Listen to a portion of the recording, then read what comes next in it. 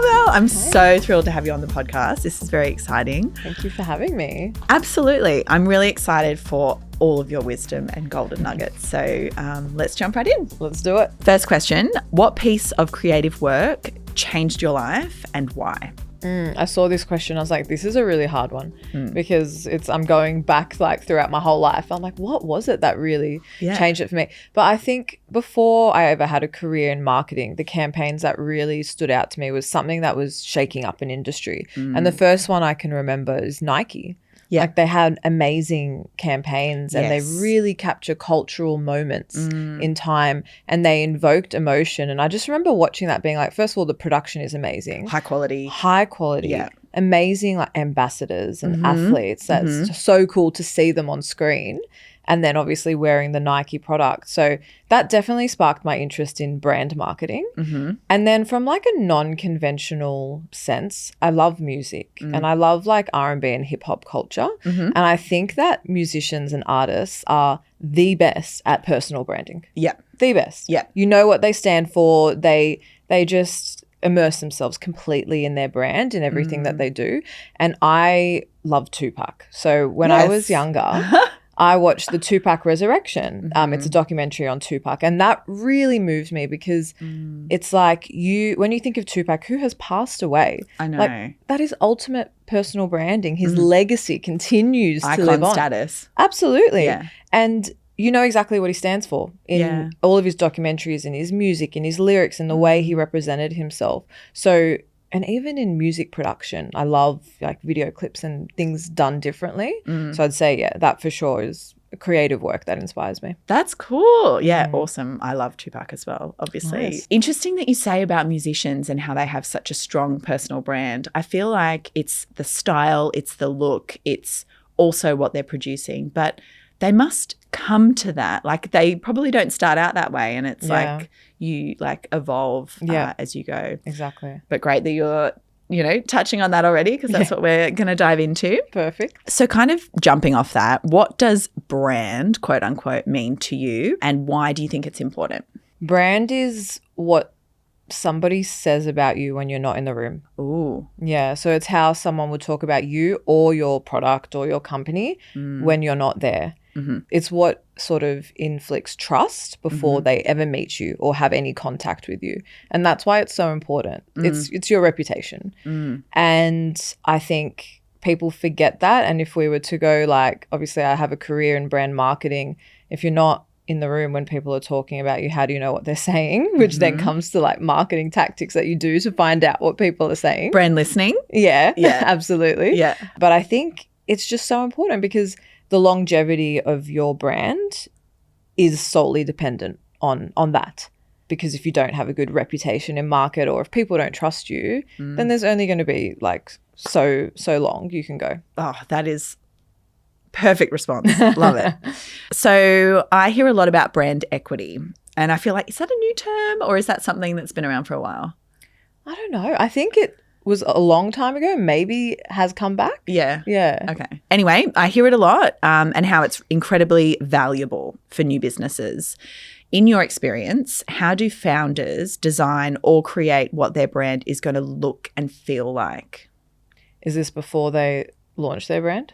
Or is it just somewhere in the journey? I guess, like probably a lot of brands think about it before they launch, but then often they figure it out as they go. I think it really comes down to understanding your audience, your demographics. Like that's number one.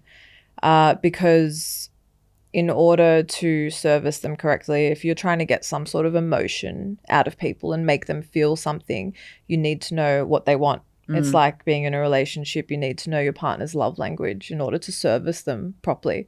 So I think that a founder trying to create those moments, number one, you need to understand who you're talking to. And some founders are really lucky that they might have based their product or service based on themselves. So their target market might be like them. Right. Which is great. It makes it easier, but others may not. They might have a completely different sort of demographic. So that would be the first one. And secondly, I think it would be to ask yourself, what do you want to be known for? So you can't be known for everything. For example, like I'm a generalist marketer, but it doesn't mean that I'm known for like data and email and CRM. Like I can't be a specialist at everything. Yeah. And that goes the same as values, right? So whatever you're putting out there in the world, what are you willing to die on a hill for? And what are you willing to compromise? And maybe pick 3 of those values, because if it's like, if you want to be a luxury brand and the quality of your product is so important, you have to invest more in R&D, supply chain. Yeah. Whereas maybe that's not your priority, and you just want to focus on your customer and be really customer centric. So how are you offering the best customer support? So what are your values? What's important? If you're a sustainable brand, like if that's important, how are you relaying that message? If you're a charity, how is that value being shown? So just honing in on that. Okay. In your different roles, how does brand integrate into all marketing conversations and decisions? And can you give an example? Yeah, I think this is a really important question because it should be in every conversation. Yeah. And I think people see it as like a nice to have and soft metrics, but it's really not. It has to be the center of every single conversation. And it helps if you have someone on your team who, I know not everybody can sort of hire or just have a brand marketing mind. And I understand that. Or you can't maybe hire a brand marketer, but you need to have someone on the team or yourself, educate yourself to really understand brand marketing. Otherwise, you'll be like chasing instant gratifications of revenue and sales and maybe even reach on social media. Like maybe it's like, I just want to get to 3 million views and that's all that matters, and one hit wonder type of content. But the longevity is in the brand. And so everything that you're doing, you have to ask, is this damaging my long-term brand or is it enhancing it? Yeah. And I think that's how it has to be a part of every conversation. Not saying that obviously you need to have those small campaigns, but a brand campaign can be turned into a revenue generating initiative. Okay, amazing. Let's bring it back to our core listener, the creative or freelancer. So if I'm starting out as an individual or I'm selling a service, can you give me 3 things to think about when working out what is my brand? And you sort of touched on it before, but maybe some actionable things to think about. Yeah. One thing that made me understand my own brand, what's that thing that people always say about you? You know, so for me, people always used to say, she's so good at events and bringing people together. And I would be like anyone can do that. What's so good about that? Wow, I can run an event. I just used to let that comment pass. And then I think the more I went on in my careers, like that was my career defining moment in each career that I've had. That I noticed that not everyone was actually able to do. It was an actual unique power of mine. Yeah. So really just listen when people give you a compliment or when somebody introduces you or someone refers you for a project or a role. What are they saying you're good at? Because that's going to be the thing that defines your own personal brand. And I ran away from that for a long time. And now with Humble Brags, I've created a whole business out of that. Yeah. So yeah, I think that's number 1 when creating your personal brand. And then secondly, like experimentation. So find your social channel that works for you. It could be LinkedIn, it could be Instagram, it could be TikTok, but I'd say start with one at first so you can really learn about it.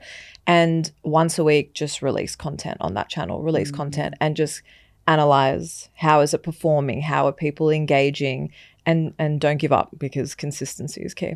Yes. Yeah. Oh, I see that everywhere where it's like, oh, you did a post and nobody liked it. Don't give up. Like you've just got to, it's like a muscle. It's like going to the gym. Just commit. Yeah. And like I always say, like nobody cares really. You think like, oh my God, people are going to say I have one. Nobody's paying attention. Nobody cares. No one cares. Like absolutely. Yeah. I think some of the best creatives have started, I mean, even the Diary of CEO, Stephen Bartlett just used to, you know, read like on his microphone, read out his diary.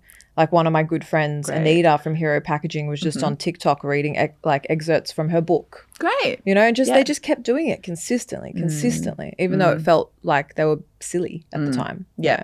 And then I guess it becomes less scary. The more you do it, it's just like whatever. You just put it out, don't even think twice about it. Totally. And I think you attract like-minded people as well, which helps you identify what your brand is because you keep attracting a certain type of people.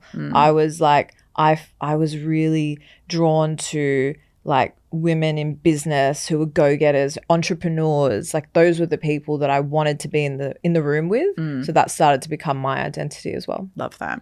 And then one more. One more. Yeah. Oh, you're squeezing it out of me. I know. Yeah. So what people say about you, great, Yeah. listen. Pick a channel and experiment. Pick a channel and get good and experiment. The best way is to ask. Great. Yeah. So I would say whether you're a product or a service-based business, if you have an audience, even better if you have paying clients and customers, that's ideal. Yep. So if you do, I would go out and ask them, how did you hear about me? Yep. Either would you refer me to somebody else, or how would you speak about my business to someone else? Get all those answers, even if it's just a sample size of 10 people that you're asking. How you will know if you have a solid brand is if you get majority same answers. Right. Because that means that actually defines you and your brand. Clear what you're putting out. If you're getting everybody say something different about you and your service, you still don't have a clear brand. Okay. And what are some things to watch out for? Like, what do you see as common mistakes or things that really annoy you? Looking at your competitors too much. Okay. I know, like, obviously people jump on trends and, Yeah. and TikTok trends and whatnot, which is really fun. But I do not look at any of my competitors at what they're doing. If anything, I will look at them and go, don't do that. Cool. Because I want to stand out. Yeah. I don't want to be like them. I definitely look at brands doing amazing things, not in my industry, and I'll draw inspiration from them. Love it. Yeah. But if it's my competitors, no. If I see them doing it, I'm like, okay, what can I do to stand out? I don't want to do what they're doing. So I think that's one common mistake. On that's totally why we're doing the podcast, because Perfect. I think there's so many things you can learn from the e-com industry, which is like where we know each other from. Yeah. And you can apply it to creativity and creative businesses. And even as a freelancer, there are like business foundations and marketing principles that you can take and be successful at. Another thing I'd say is not staying consistent with the same message. So some people will put a narrative out or a message out for 3 months. It might be a campaign that they're running or something that they're pushing, but then they keep changing that every 3 months. If you really want a solid brand, you need to stay consistent. And if you want, even if you're trialing something, trial it for 12 months. Yeah. Because branding is like next year's revenue. Everything else like performance and marketing is this year's revenue. Yeah. So you really need to give it at least 12 months to push out the same message so that people remember it and it sticks. And hear it. Yeah. Like, how many times do you need to see something to remember it? Exactly. One more? Well, things that annoy me is just generally not considering brand as its own entity within a business. It doesn't just sit under marketing. It's like its own thing. Yeah. And like I said before, people tie it with like softer metrics, but there are some really solid metrics to measure brand. Yeah. And it needs to be part of like a weekly, monthly conversation. Okay. Can you talk about how brand can quite often translate into revenue? You sort of just touched on it. And can you think of an example? I mean, like, I read the annual report once for Qantas and it was like brand, and then it had like a dollar amount attached to it. So it's clearly something that, you know, companies see as a tangible thing. You obviously talked about Nike, but are there any others who are doing it really well? I love Meshki. Yeah. They are killing it with brand. Yeah. And you can see that it's translating to revenue. Yeah. And they clearly have the budget to experiment with amazing brand campaigns. Yeah. And I love everything they do. I'm like a platinum member with them. Yeah. I just want to keep shopping with them. Yeah. Like, I know what they stand for. They continue to do cool things. So for me, they're like pinnacle of an Australian brand that's killing it. Yeah. I understand that it's like hard to measure overall. Hard. Yeah, to quantify like dollar amount. Like, for example, let's say you get brand ambassadors on board. There are ways to measure that impact. Affiliate codes, for example, UTMs. I would also say one of my favorite metrics is branded search. Okay. So who is searching for your brand on Google? Yeah. Because that says everything. The fact that they've remembered your name, your company, or your service, and they have gone into Google, initiated and searched for it, you're winning if you see that metric increase. Yeah. So that's like a top measurement that I would put in. Okay, let's switch gears. I want to talk about personal brand. You have a very strong online presence, and I imagine that's taken time to build that and kind of cultivate that and know exactly what you're doing there. Hence, you're very experienced to have this conversation. So what is it? And why should creatives or freelancers or anyone really be doing it and thinking about it like strategy wise? Well, I see it as like your real life online resume. Again, it's the first point of engagement with you. It's how people will even want to work with you or trust you. I am a bit of a rebel. So like I grew up as a little bit of a rebel. I'm still a bit of a rebel at heart. Yeah. So every company that I've worked for, to me, it hasn't been important that I represent that company as like the best marketer in the business. Yeah. The face Genuinely of the didn't business. care. Yeah. It's the values that I brought to the business that I wanted people to remember me for. And I pushed that in every role that I was in. I want to be known that I'm bringing our customers together. I'm bringing our audience together. I'm creating important community moments. And I feel like that's how I've been able to like jump from role to role, but maintain my personal brand. And then from that, create my own businesses out of that. And I would say, so I was in the States last year, at the end of last year for Humble Brags. And they're so much better at personal branding than us Aussies. Right? Yeah. I think it's the thing about like modesty, like because Australians are very like, oh, yeah, I'm okay at that or whatever. And Americans are like, I'm amazing. Yeah, exactly. It's that tall poppy syndrome. Yeah. And it was so nice to see because, first of all, I reached out to incredible people from my Humble Brags Instagram account. So I was like messaging, you know, the VP of Skims and Calvin Klein just from a DM. Yeah. And getting them on a podcast with me. That is ballsy. Yeah, like, exactly. But so good. you have to be. But also, I wouldn't have been able to get them if I had 200 followers and no content on my Instagram. Correct. They go, who is this person reaching out to me? They've landed on my Instagram page. They've seen that I run retreats for amazing Australian brands. They've seen that I'm consistent with my content. And they go, okay, well, she's actually credible. Yeah. And that's exactly what a personal brand is. It's that first thing that they see before they commit to working with you or trusting you with their money or trusting you with anything. It really opens so many doors for you. So why should creatives or freelancers be doing it? How is it going to help them? It's going to open so many doors for them. So one, it's going to give them a lot more confidence. The more that you talk about what you're good at, the more that you talk about what your services are, you internalize it. It's like a mindset thing. So even if you don't truly believe everything you're saying at first, it doesn't matter. Just show that you're confident about what you do and your services, and people will pick up on that energy, and you yourself will pick up on your own delusion, if you like. Fake it till you make it. Fake it till you make it. Yeah. Absolutely. Yeah. So how it will benefit them is that it will absolutely open doors for them like they could have never imagined, and it'll just really form the trust, and then it's their digital portfolio. So if they're not able to get to the stage of emailing someone and showing them the portfolio. So I do call outs for content creators for Humble Brags, and I do call outs for all sorts of creative freelancers. And when they send in their application, the first thing I do is go to their Instagram. Check them out. Exactly. Because I want to know, like, that to me shows that it's not just a job for them. They're actually passionate about what they're doing, and it seeds into their personal life as well, because I personally feel like I will enjoy working with them more. I will get higher quality content out of them, because sometimes, like, what I do is I don't always look for someone to just be a content creator for one job. I'll position it as that because I want to trial them.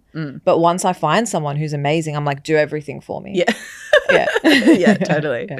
I think as well with personal brand, it can be like, for me, it's a non-salesy way to pitch yourself as well. Like, and for people to respond to your content, quite often people will reach out to you rather than you having to do the reach out as well. So I think once you get to a point where you're really clear on what's my personal brand, you've been pumping out great stuff, people are responding, and then opportunities come to you. Exactly. Like when I launched the Founders Retreat, I don't really have to go out and look for founders to attend. I've put the application form on my social media and they all apply through social media because they know what it's about. They see I have other founders posting about it and all the content that they do, and they're like, oh, I want to be there. I just think, like, it seems like that was really quick. Like just as a viewer watching you build, it seemed like it happened overnight, but obviously nothing happens overnight. Yeah. It's like, a million little things. Yeah, and it's also those years in the industry, staying consistent, having genuine relationships with people. Yeah. It makes a big difference. Absolutely. Yeah. Okay, cool. So back to personal brand and having an online presence. What are some low-cost ways for people to get started? Well, I think like what I said before, like pick a social media channel and just stay consistent with it. You don't need any budget for that. It's just your time. Yeah.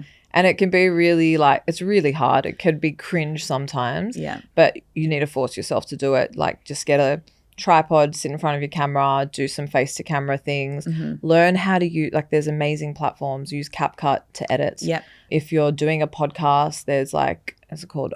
Opus to help you edit a podcast. Yeah. Use AI to help you with all of these things. They're low cost. ChatGPT is my best friend. Yeah. It does so much admin for me. So yeah, definitely just choose your channel, stay consistent, and get AI to help you with content ideas and editing of your content. I just am obsessed with hiring content creators at the moment, and you can get some who are not that expensive, like $40 to $80 an hour, but you might only need them for 2 hours, for example. So everything I do, I hire a content creator now. Yeah. So if I'm running an event, or even if you're attending an event or whatever you're doing, just have a content creator there with you to capture everything for you, so you don't have to worry about it, and just blast that on your social media, all of that beautiful content, and use like, there's just going to be random B-roll. Just get creative and think about how you can put captions over the B-roll to create content, and just keep experimenting with lots of different types of content with a really low-cost content creator. Most people would be like, oh, I don't want to pay that, or also I feel silly doing that at that point. But like, just got to get over that. Yeah, and everyone's doing it now. Yeah. Like I hire it for even my daughter's birthday party, my birthday party, like everything, content creator. Love it. Just follow me around my life. Yeah.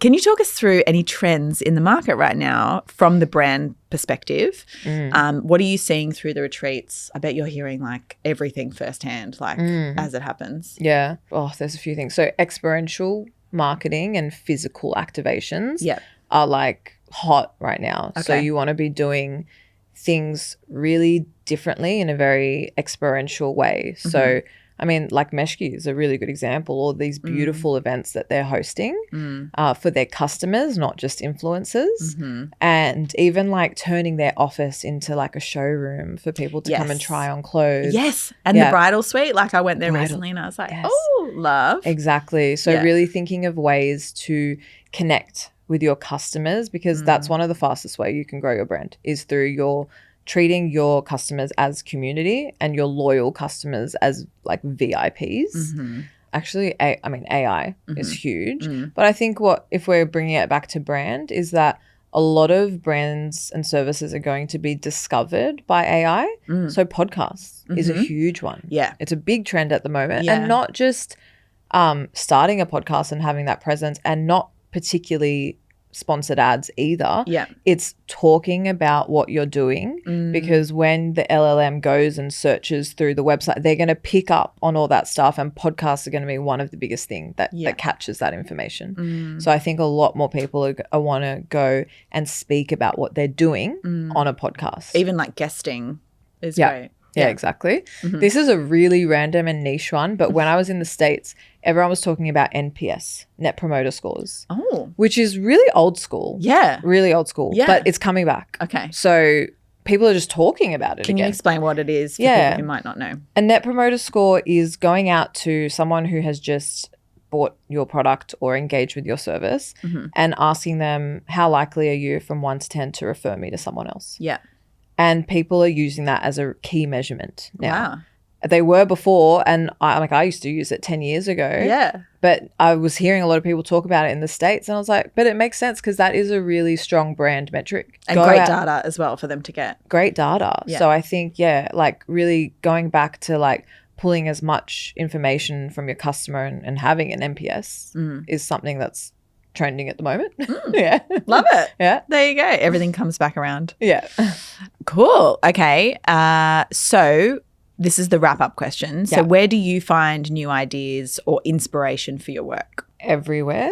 So obviously with Humble Brags, I get to talk to amazing people all the time. Yeah. So the retreats Yeah. is probably where I get the most inspiration. Yeah. I do like little dinners with like-minded people and just, you know, like conversation over a girls' brunch. That like I get so much inspiration just chatting with like-minded people very informally. Podcasts for sure. Like I don't listen to that many podcasts, but I do draw inspiration from them. And then for me, it's like just being in nature. Yeah. Yeah. So going for walks, doing doing mindful activities, even just sitting in a sauna or doing an ice bath. I find I get really creative doing those things. Almost like giving your mind the space to just populate. Yeah. Yeah. Exactly. You've got so many exciting things on the horizon. And by the time this episode will air, your latest venture will be out in the world. Yeah. Can you talk a little bit about it and also how you came up with the brand? Yeah, this is really exciting. I'm co-founding a business with 4 other co-founders who are all founders of their own businesses, like incredible businesses as well. So the fact that we're able to join forces and create it's a product is amazing. I could probably talk about it, I guess, but it feels weird talking about it when nobody knows but it's going to come out in April. It's in the wellness space. Great. And this is really important to us because our target demographic, 3 of the co-founders, we are women in our 30s and that's who we're targeting. Great. So it's very important to us. And I'm your target market. yes, I'll send you some products when we launch. Great. And when I was talking about like, you know, that conversation over a girls' brunch, that's how we want our brand to feel. Great. When women are talking about really personal things in an informal way over brunch, this is how our brand started. It started as voice notes between friends. We met the boys, our boy co-founders at my retreat in a very relaxed setting. And the way that we came up with the brand was purely based on how we started as co-founders. Yeah. So we wanted it to feel friendly and approachable and supportive. So those are like the main, we actually went through and did activities around how do we want people to feel? What do we want them to think about us? We want them to feel like we're a best friend that's supporting them through different life stages. And then after that, all the colors and everything like that came from that. And we engaged an agency to help us with that as well. Yeah. And I think it's really important that you do give credit to like people who are good at these things are really good at it. And also investing in that as well. Like, I think that's really key. Absolutely. Because we were like, we have obviously all built businesses before. We didn't want to keep changing our brand over time. So we invest in it from the beginning. We know it's going to be solid and we run with it. And I think what we've come up with is amazing. And it's just so different to what's in the industry at the moment. Great. Within that category. So yeah, I think everyone's going to love it. So exciting. Yeah.